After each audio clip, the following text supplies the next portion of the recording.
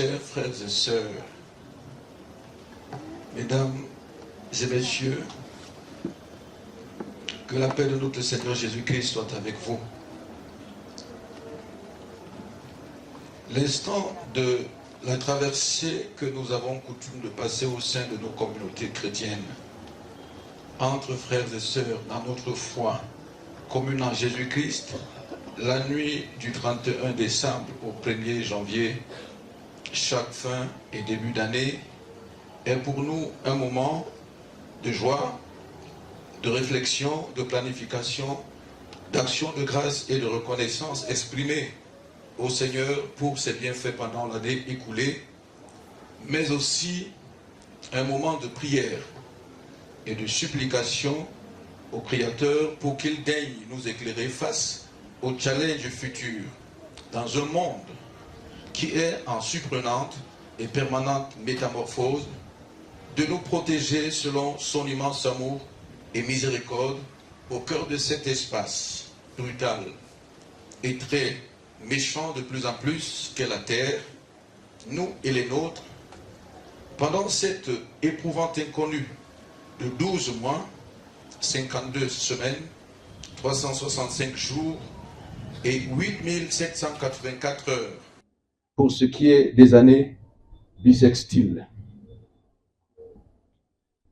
Ces moments de recueillement, de prière, pour que nous ayons le sentiment qu'ils aient été pris en compte et agréés par l'illustre destinataire de nos requêtes, requièrent que nous soyons dans un minimum de sérénité et de quiétude. Malheureusement, la récente actualité touchant notre mouvement religieux, notre forme de culte, le pentecôtisme en l'occurrence, rebaptisé de manière triviale les églises de réveil, n'est pas de nature à favoriser cette quiétude, cette sérénité légitime dont nous sommes en droit de jouir en tant que Camerounais dans notre pays, à l'effet de respecter cette tradition de la traversée d'une année à une autre dans la présence du Seigneur, selon nos us et coutumes religieux. La construction d'un Cameroun fort, prospère et compétitif dans le concert des nations nous tient tous à cœur, car à moins d'être insensé et envoûté, tout homme normalement constitué se déploie suivant les possibilités, les compétences, les qualifications, les outils et les atouts à sa disposition pour que, par son travail avant-gardiste, par ses prévisions, sa progéniture, connaisse des meilleures conditions de vie, un meilleur avenir. Le chef de l'État, son Excellence M. Paul Biya, disait à cet effet, je cite, « Je ne cesse de dire ma conviction qu'un grand destin attend le Cameroun, pourvu que chacun veuille bien assumer sa part dans le travail immense qu'il nous reste à accomplir,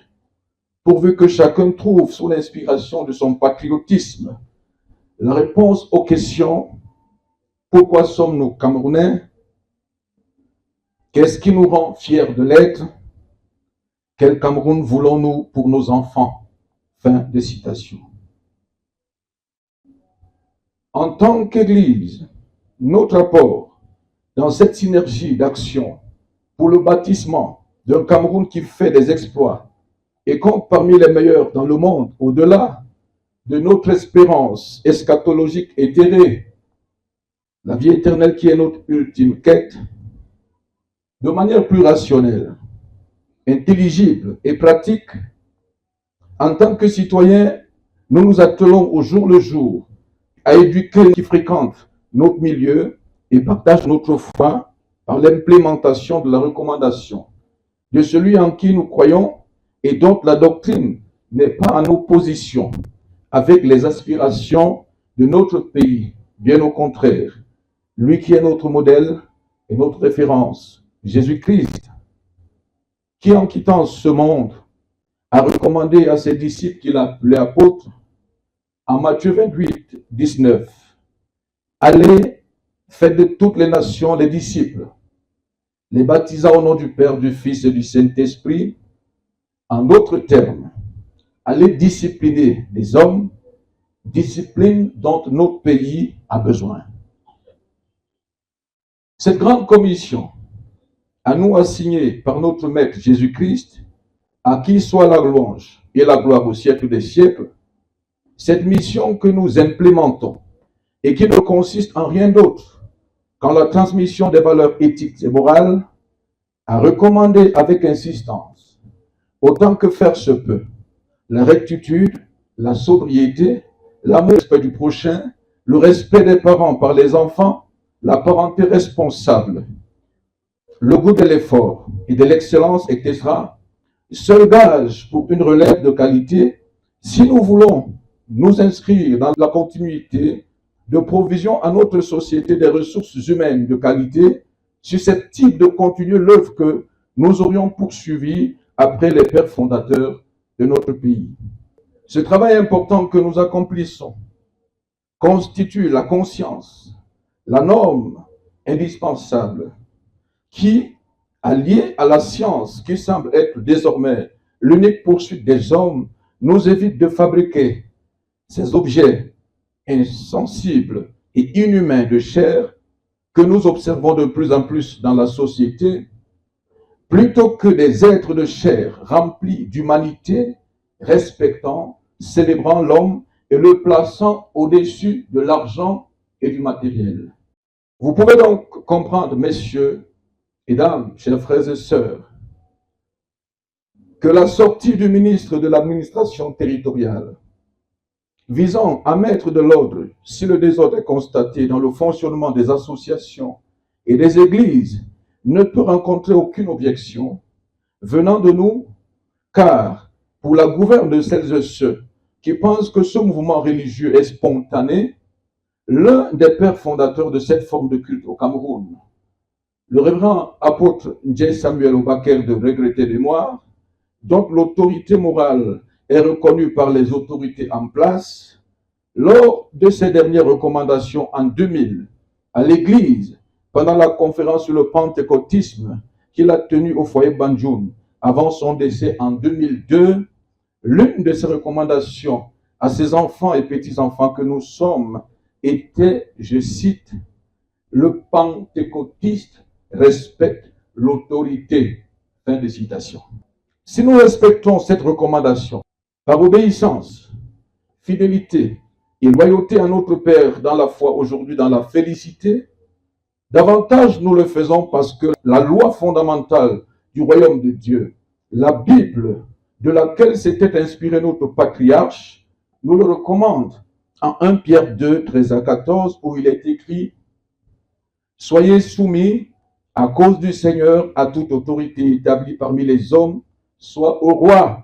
comme souverain, soit au gouverneur comme envoyé par lui pour punir les malfaiteurs et pour approuver les gens de bien. » Partant donc de ces deux versets bibliques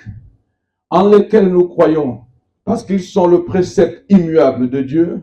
vous comprenez aisément que si notre quiétude, notre sérénité sont entamées pendant cette traversée, ce n'est aucunement du fait de la sortie du ministre de l'administration territoriale, son Excellence M. Paul Atangandji, qui est dans son rôle de maintien de l'ordre pour le bien de nous tous, quel que soit le ton qu'il utilise,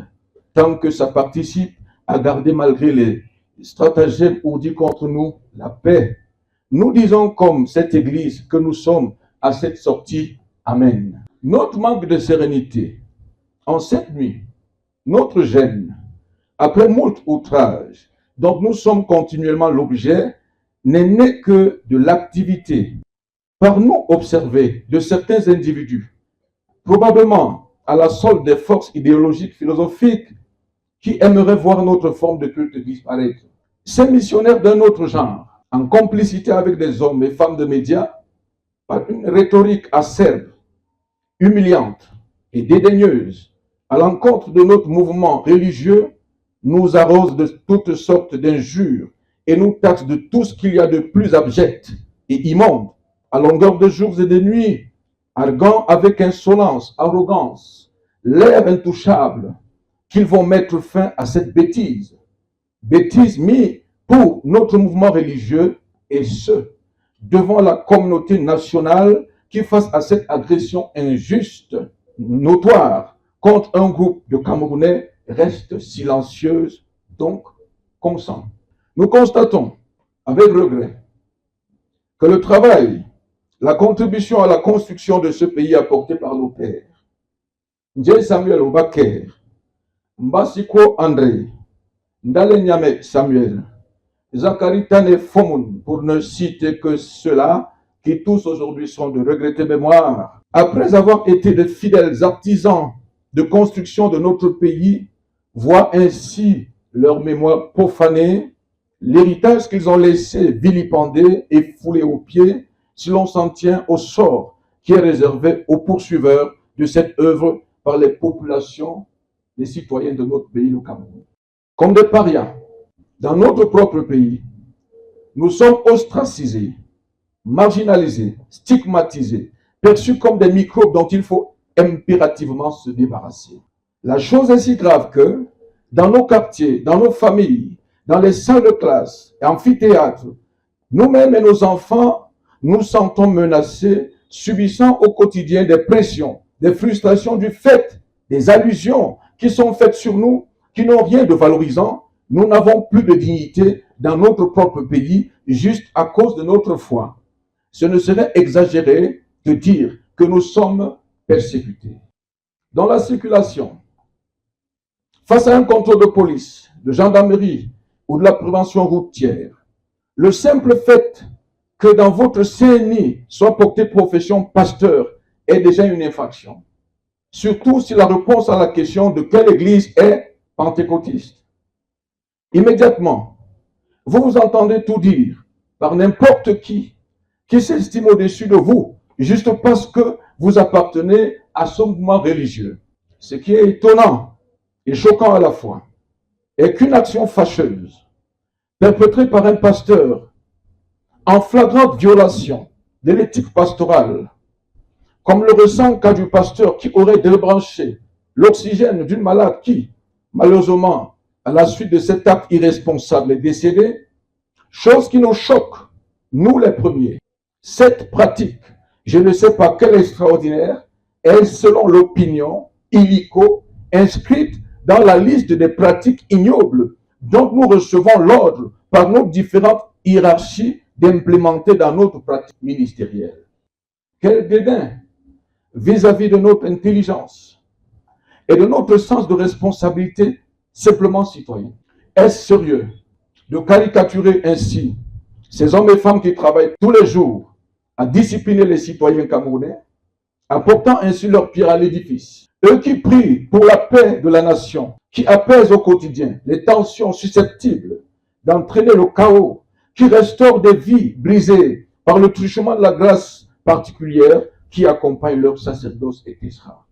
Je saisis cette opportunité pour attirer votre attention, à vous tous, chers frères camerounais, sur ce phénomène qui attaque sérieusement le vivre ensemble pacifique que nous nous évertuons à construire et à promouvoir dans le pays. Il revient dans plusieurs discours que les pasteurs de notre obédience religieuse détruisent les foyers en enlevant systématiquement toutes les femmes mariées qui fréquentent leur congrégation. Voulez-vous sérieusement que nous allions voir qui sont les pères de nos nièces et neveux que nous feignons ne pas connaître alors que nous les connaissons bel et bien, mais parce qu'ils sont les humains qu'on doit comprendre, plus dignes de respect que d'autres, et moyennant quelques billets de banque, deviennent invisibles. Voulez-vous que nous cherchions à connaître dans nos foyers qui sont les pères de ces enfants dont ni le caractère, ni le visage ne ressemblent même pas à un ancêtre lointain? Voulez-vous que nous répertorions ces pasteurs responsables de ces méfaits immoraux et que nous identifions à quelle obédience ces pères fantômes appartiennent? Nous ne voulons pas entrer dans ce jeu. Sans dédouaner ceux de mon obédience, je suis certain que le record viendrait d'ailleurs. C'est ailleurs duquel, selon notre hypocrisie sociétale, les uns et les autres ont choisi de fermer les yeux et le bouc émissaire était depuis trouvé. Il est dit dans les Écritures, en Matthieu 25, 19, Longtemps après, le maître de ses serviteurs revint et leur fit rendre compte. Il est aussi dit en Galates 7, ne vous y trompez pas, on ne se moque pas de Dieu. Ce qu'un homme aura semé, il le moissonnera aussi. Nous voulons vous dire que personne ne détient le monopole du cœur du Cameroun. Nous sommes tous citoyens camerounais et tous nous voulons le bien de cette nation. Ne confondez pas notre silence à une quelconque peur de qui ou de quoi que ce soit. Comme nous l'avons signifié plus haut, nous sommes, pas par appréhension, mais par nature, par éducation chrétienne, respectueux des autorités et nous travaillons autant que faire se peut à l'implémentation des recommandations de la vision de nos différentes autorités et très respectueux des lois et règlements de la nation. Maintenant, si un individu ou un groupe d'individus au service des ténèbres caresse le cauchemar de nous faire taire, c'est peine perdue. Dès lors que nous n'avons rien à nous reprocher par rapport aux lois de la République. La situation rocambolesque que je viens de vous décrire quant à ce que nous subissons dans notre propre pays devrait intéresser les autorités en charge de la cohésion sociale pour que cette stigmatisation sur un groupe camerounais que je refuse d'appeler une minorité cesse et que nous retrouvions ce qui nous revient de droit, notre dignité bafouée. Que les responsables des actes irresponsables soient face à leurs responsabilités et les assument en tant qu'individus. Dès lors qu'après investigation, les faits sont avérés et que cesse la stigmatisation de tout un groupe de nobles et dignes Camerounais. Nous sommes persuadés que les Camerounais en général et nos dirigeants en particulier ont avec beaucoup d'attention suivi ce cri de cœur, surtout que l'heure est à l'assainissement. Puisse celui-ci être effectif. Nous confions cette éprouvante et délicate situation qui prend de l'ampleur à nos dirigeants, que nous savons soucieux de l'épanouissement et de la dignité de chaque citoyen camerounais, indépendamment de sa religion, de son parti politique, encore moins de sa tribu, de sa langue d'expression officielle. Pour ce cri de cœur, et au nom de mes collaborateurs, j'étais le révérend apôtre Emmanuel Ken. Nous vous remercions de votre aimable attention.